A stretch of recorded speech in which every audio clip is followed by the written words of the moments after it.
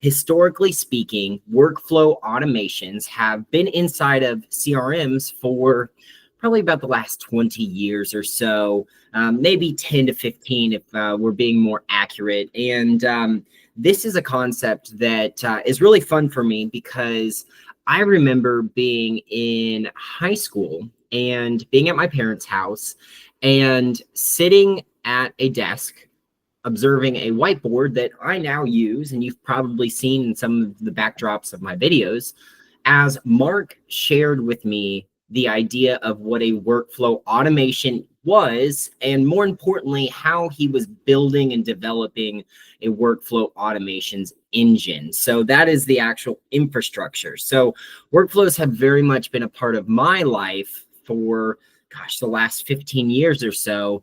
And I have had the opportunity to not only build them for real estate agents, not only help coach on how to think about systems, as well as start implementing systems into your business, but this is one of my favorite concepts because once you start adding these automations to your business, you can take all of the things in your business that are operational that you do again and again, and you can start building out automations. Now, inside of SAM, we call these routines because each and every day, we all have lots of routines that we engage in. Maybe it's your morning routine. For me, I wake up in the morning, I go brush my teeth, I make some coffee, go for a walk, come back, take a shower, and then I get to work.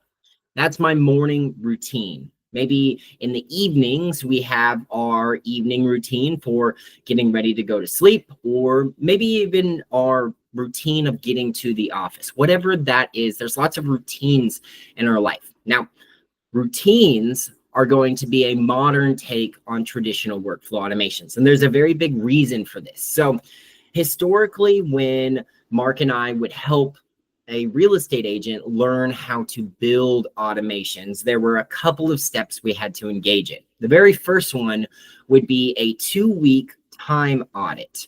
And what you would basically do is set a 30-minute timer, and every time that timer went off, you would pause and you would write down what you had done for the last 30 minutes, taking an inventory of your actual task log. Then once that 2 weeks was up, you would take all of that and you would write it into sticky notes, or you would paste it onto a big whiteboard, and you would start to organize all of those actions or those repeating things that you did over those 2 weeks into tasks that then became systems and ultimately became automations that we built out. Well, in doing this, we've already invested 2 weeks. We're probably going to invest another week or two into actually building it into our technology. And that is for a single automation. So there's a really large time investment that's required, and that's if you already know how to build these. And so when we started building routines, this was one of those things that we wanted to address because it is just generally speaking not feasible for you, especially when you start looking at some of the larger routines that we could build inside our business. Maybe those are the contract or close processes or the new lead process. Well, we're going to look at exactly how we've shifted how to think about automations and how you are going to just absolutely be blown away